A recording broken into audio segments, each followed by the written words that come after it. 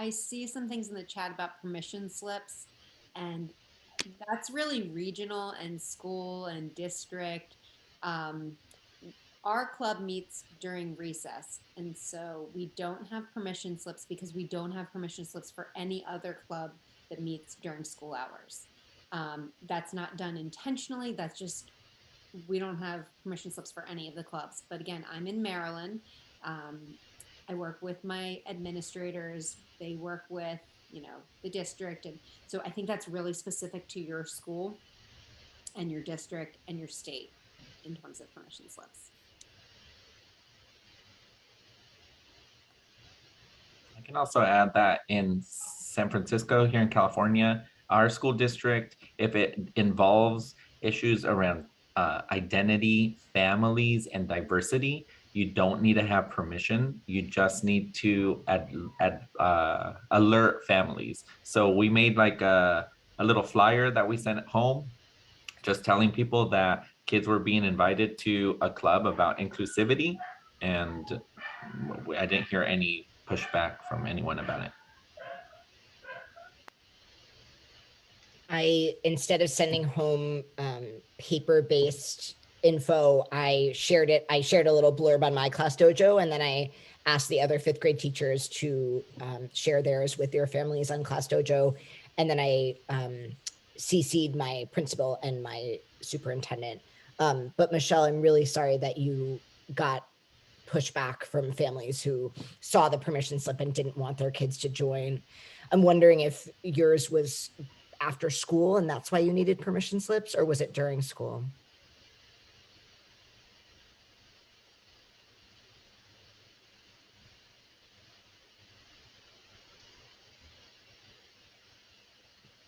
It was during recess. Yeah, we haven't used permission slips at our school either. It's actually funny, I asked for a permission slip for our next club because we're doing a little celebration for the fifth graders and taking a little walk, and they were like, wow, needing permission slips for Rainbow Club, how novel. And even though ours is after school, as Heather mentioned, like we don't need permission slips for other things unless we leave campus. And so because we're leaving campus next week, there is a permission slip, but otherwise it's just another part of our school day and what we do together. There was another question. Do you share with just the caregivers of kids who come to your group, or is it a whole school communication? I don't want to out any kids. So I know for us, people have sort of talked about this a little bit. We made a flyer, kids in my class made a flyer. We sent an email to the communications person at our PTO, and they included it in the newsletter. And then we also made morning announcements. Now that it's become kind of a steady, this is our third year, now that it's become a steady group, I do have an email group of people that are regularly attending Rainbow Club, and I email those people specifically if we're going to do something. How about for the rest of you? Do you share information sort of in a whole school way? We haven't put much out other than notification of our bake sale. So that was for everybody. But now that I'm hearing this, I'm starting to think of some resources that might be good to share, just because I think people will be interested. So we'll probably pull that out when we do our Pride Week. I'm going to look at the resources in the chat for ideas. The only formal like communication that we've sent home was to fourth and fifth grade students. We told them they didn't have to, it wasn't a permission slip. It was just something that was like one way communication to home about our club. And I didn't hear any pushback from anybody regarding that.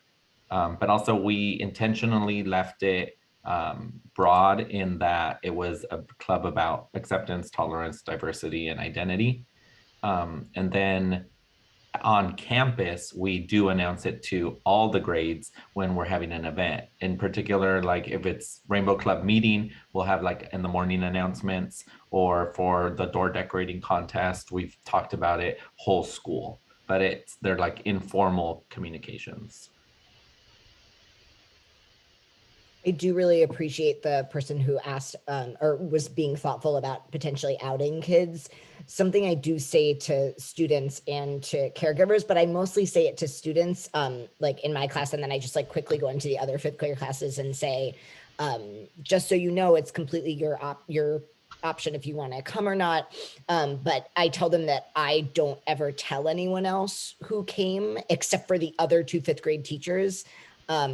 So I would never tell their adults or like other students in the school or even other teachers. I don't tell, just to make sure that any of them who are potentially nervous would at least feel assuaged in that way. Piggybacking on what Kieran said, on our first meeting, we had a conversation about what the expectations are within our club, and confidentiality was brought up. And so we had this clause where anybody who comes to Rainbow Club, it's not like a secret, but it's just something that we keep within the club itself. And so it has come to the point where if someone misses the meeting or they're like late for something and I want to approach them out on the yard, I refrain from doing it because of that confidentiality clause.